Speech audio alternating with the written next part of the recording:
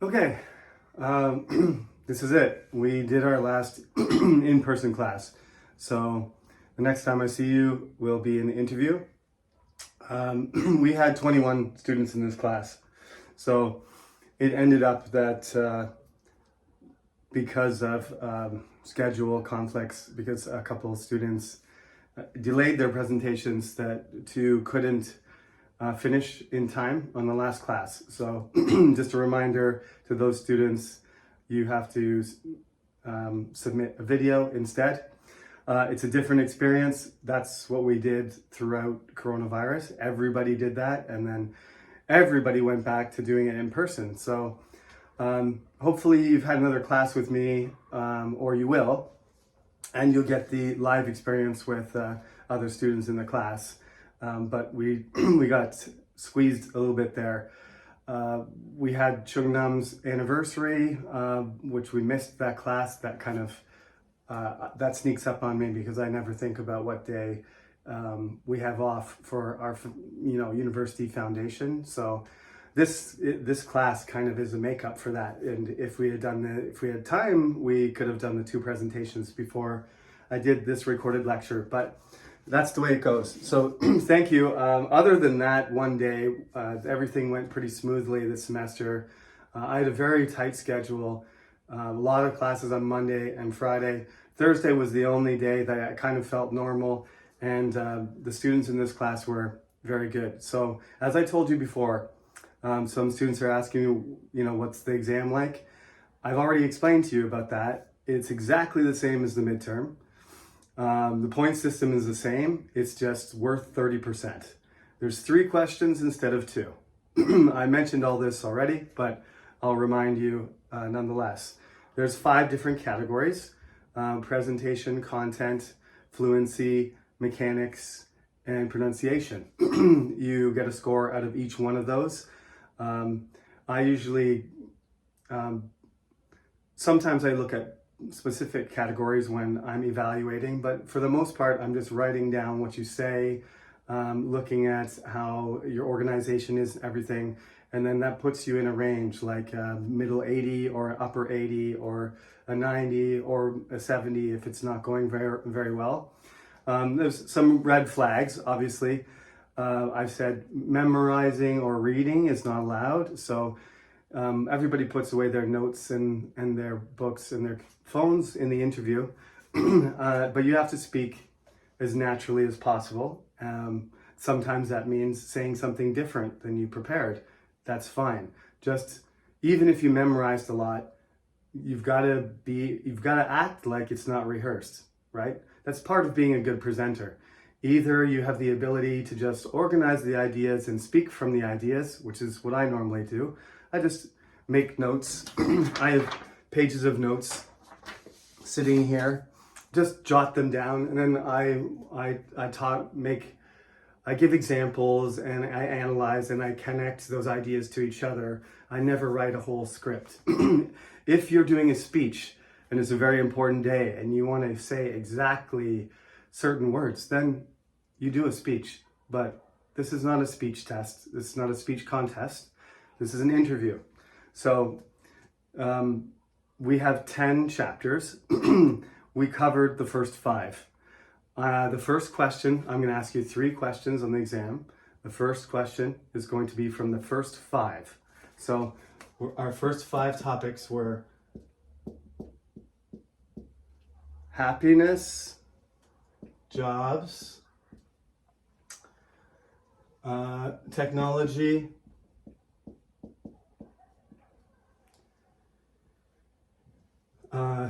facial expressions, but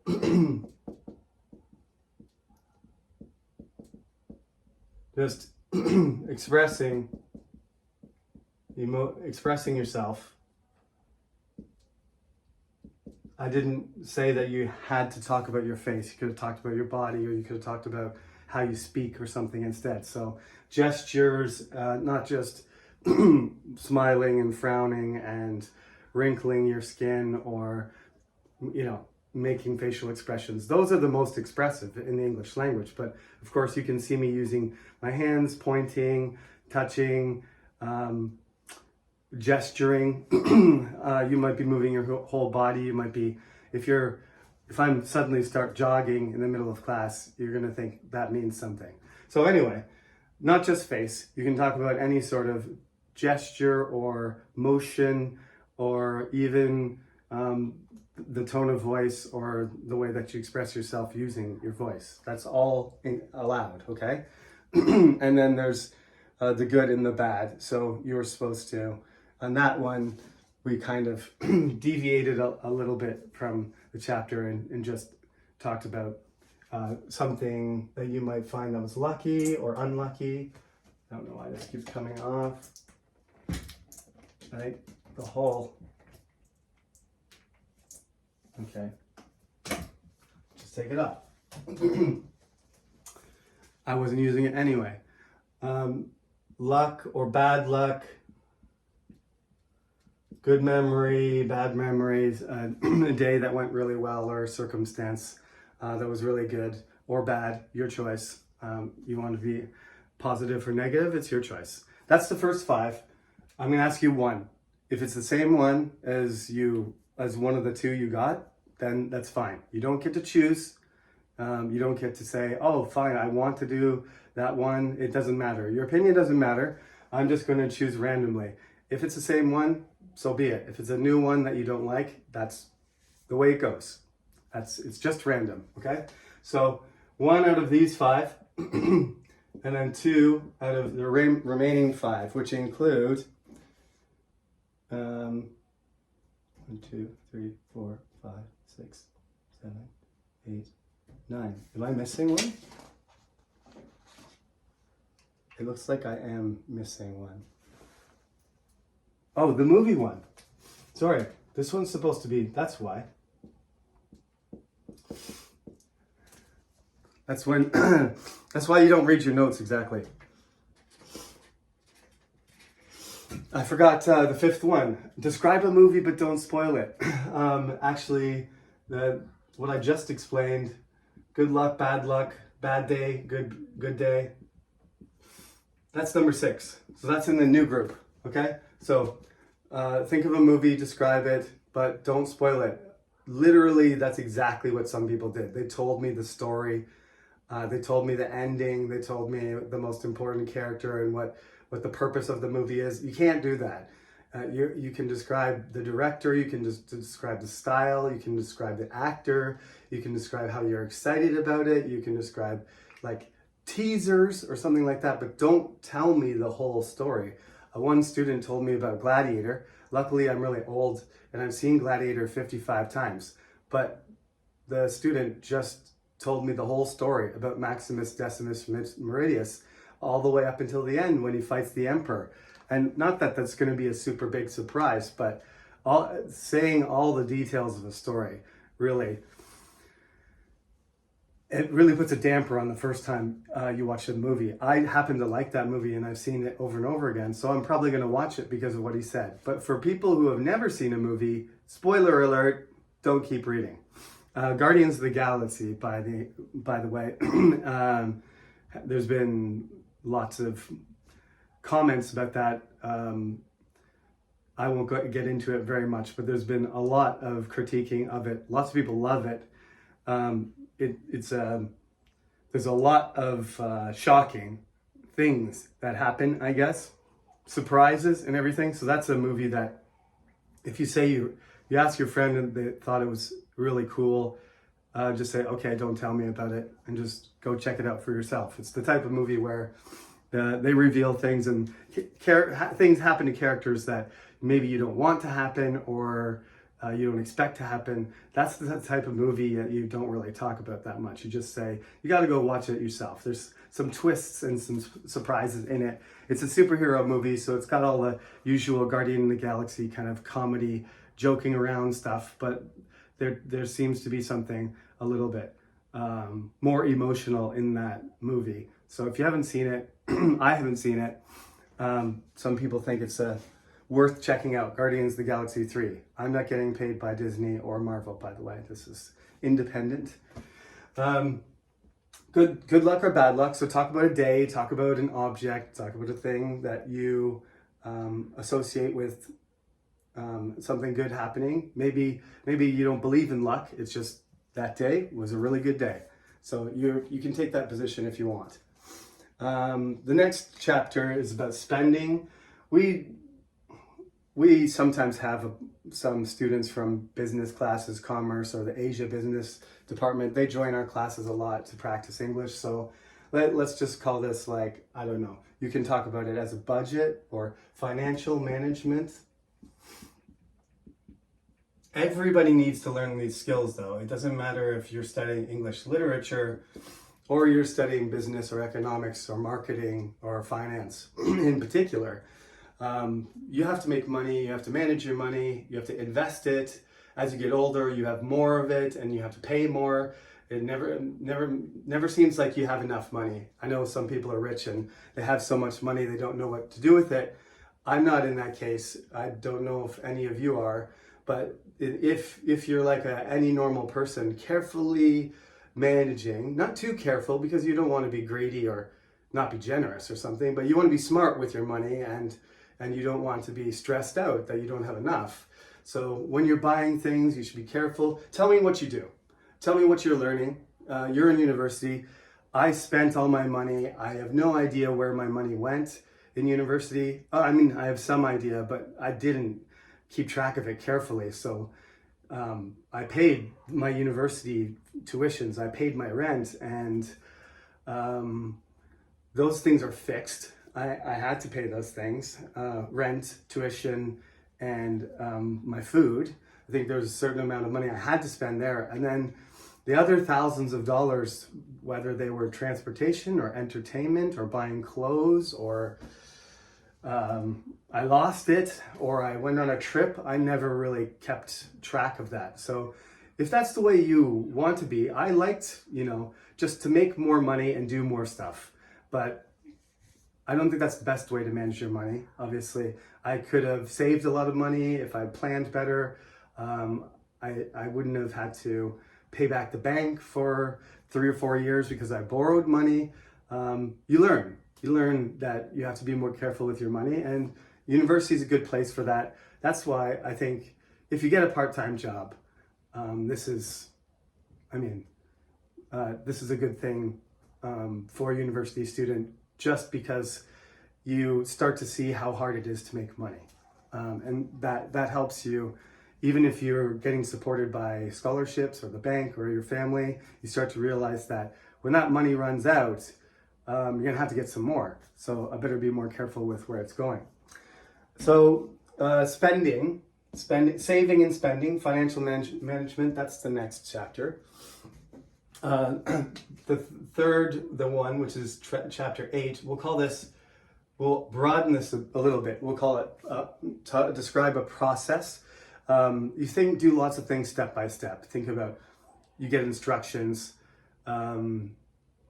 you buy a toy and you have to put it together, or you have to, a bicycle, or you buy some sort of appliance for your kitchen and it comes in pieces and you have to assemble it, screw things together. IKEA stuff is famous. I think they say in Europe, they say IKEA or something. I always called it IKEA when I was young, but that's university kind of quality furniture. It's not very expensive. It doesn't last for a long time. And you have to put it together. So it's cheap. You grab the set and you take it home and you get out your toolbox and you put it together. So give me an example of something that you have to put together. Writing an essay is a process. Going to university and getting a degree, looking for a job is a process, right? So anything that has steps in it, it doesn't matter if it's physically building or if it's instructions on doing something, or if it's cooking a recipe with materials and food and ingredients, or that you're describing something more like related to a job or an application or a document or something like that. It's your choice, as long as there's a process. There's a beginning, and then there's an order, and then there's an end. All right, 2 more to explain. What's the matter? What's the matter is a really good expression to use in English, just so you know. It's not something that you would say in an interview, unless the interview is going really bad, though. So it's not a great question to ask. I'm just going to ask you instead to give some advice, okay? Because usually when you see something, somebody crying, or you see something wrong, somebody's laying on the ground, or somebody looks really angry, or they look scared or something like that, you can use what's the matter. It doesn't mean it. It means anything's not right, right? So you see somebody and you're not sure what's wrong, you can just nicely say to them, what's the matter? And then they're going to say, I lost my cell phone, or I lost my dog, or, you know, I fell down the stairs and I hurt my leg. And then you can help them, right? That's the way it normally goes. But instead of making a scenario, because that's a different type of question, and quite frankly, it's kind of hard to do that. I'm not trying to get you to do what we did in the dialogues. The dialogues were done very well, and I do have grades for everybody. In the final, I will tell you what your grade was on the dialogue. I have them all recorded. Some people were probably wondering, but remember, it's only worth 3%. So unless you're exactly tied with somebody else, which is possible, that's the only way it's going to make a difference. As I said before, this class, there's high-level English ability. There was homework, there was absences, there was a dialogue, there was a presentation. I have to look over everything and try and kind of decide from your overall resume, based on the percentages I give, who's going to get A's and B's. It's going to be very difficult. So I won't be surprised when you email me and say, Professor, I thought I did well enough to get an A. There's probably 10 of you who did. So when you get a B plus, when I email you, I'm basically going to just say, it's probably going to end up being like 5 people or 6 people can get A's, and that's it. You're number 7. That's usually the way it goes. So this is worth 30%. This is the most important thing. Not to stress you out. This is some of you doing an early exam, some of you are doing it late, so it might be near the end. Either way, you just got to come in and do your best. Do the best that you can. People don't do their best every time. Otherwise, we'd have the same Olympic champions every single time, the same world champions. They have the best ability, so why don't they always win? It's the same thing. Do the best to your ability, and on that day, that might be enough to win the gold medal. You never know. So don't give up and do your best. Even if your midterm was tough, do your best. And of course, even if you don't get an A or a B in this class, you're in a high-level class, so you should be proud of your effort. And if you think you improved, then that's the point of having this class. That's why we do it. The last one is a little bit strange. It's about monsters. Okay? It can't be anything real. So it can't be a blue whale, and it can't be a giant squid. It literally has to be some kind of magical creature, some kind of legendary creature, a dragon. It can be something from a story. It can be something from a movie. It can be something like, I don't know, from a certain culture, from a certain language, from a place. It can be based on a statue. It can be art. As long as it's a monster, and as long as it's not a living creature, like an actual animal, like a giant bear, right?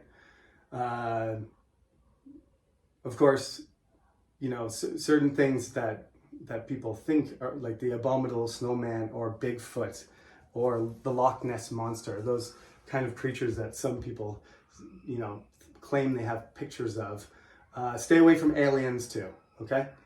Aliens might be real. I don't know. But I'm looking more for different kinds of monsters. If it's from a horror movie or something, that's fine. If it happens to be a particular alien from a movie like Predator or something like that, I'd say that's fine. But let's not talk about, you know, races of aliens in science fiction movies far away. Pick a single monster, not a race of monsters or something. Pick a monster, describe where it comes from, why it's significant, if people are scared of it, are kids scared of it, was it made up by certain people for certain reasons, is it part of a mythological history of a certain culture, and make sure, you know, you got to do 3 questions here. Don't I know I said short, being really short, really brief is the worst thing you can do, but I do have to keep you under 10 minutes. I want to keep everybody around 6 or 7 minutes so that I have a chance to comment and say, have a good summer, and just mention something positive and give you some information, at least for a minute or two before you leave. So make your answers around 2 minutes long and complete them yourself, right? Don't go on and on for 5 minutes on one question, because that's going to, it's not going to hurt that question. It's going to hurt the other questions, because I'm going to have to cut you off. Don't be obsessed with the clock. I'm just looking for a developed, complete answer that's 90 seconds to 2 minutes long, and it's related to these topics.